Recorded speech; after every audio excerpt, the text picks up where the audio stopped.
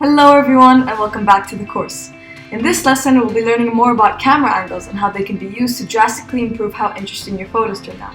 Let's get right into it. The interesting thing about photography is that the exact same subject can be incredibly exciting and interesting if it's captured from a unique angle. And more often than not, the angle that you shoot from is actually even more important than your actual subject. For the purpose of this video, I have a bike here with me, which is going to be the subject of my photos for this lesson. It's definitely not a unique or extraordinary subject, but the goal of this lesson is to demonstrate that the different ways that we can capture the same subject. The first and the most important consideration you have to think about in selecting the right angle for your photo is the height from which you're taking a photo. Now most people just take photos from chest height, which is a natural instinct in pointing at your camera. But as you can see here from my screen, going a bit lower and a bit higher drastically changes the composition of the photo.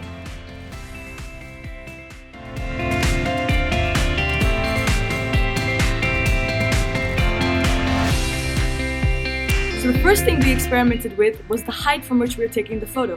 But of course, this is not the only aspect you can play around with. Another thing you can do to capture more interesting angles is to walk around your subject. And see what happens when you take a few steps to the right and a few steps to the left. So you'll notice how different the composition is because I'm moving around. And even though I'm at a different position, I'm still gonna experiment and go a little bit higher and lower.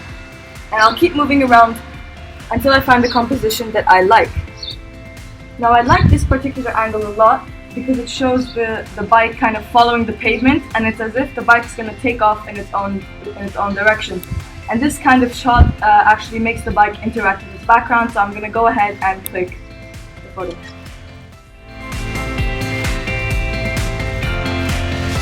And finally, if you're working larger or more complex subjects such as this bicycle, you can also get interesting results when you get up closer and focus the viewer's attention on smaller details within the big subject.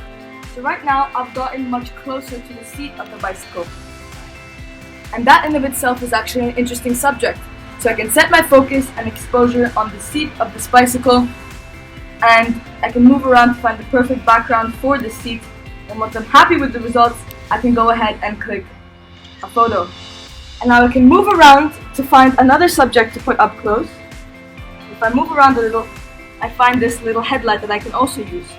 And so once again, if I'm happy with the background, I can go ahead and click the picture.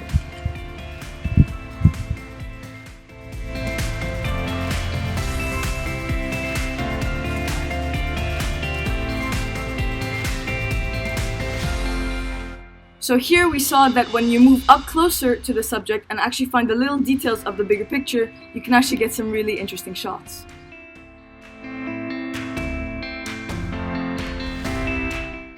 So as a photographer, you want to show people the world in a way that they've never seen it before, and getting creative with the angles that you use to capture subjects is a great way to do so.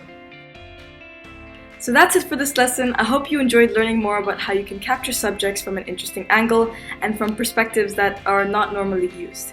So now, as always, I encourage you to go outside and apply what you've learned in this lesson to capture subjects at an interesting angle. I challenge you to take something that's not normally so interesting and that most people overlook, like a patch of grass, and use what you've learned today and apply your knowledge about angles to capture it from an interesting perspective. So I'll see you later in the next lesson where we'll learn more about lighting. But for now, have a great day.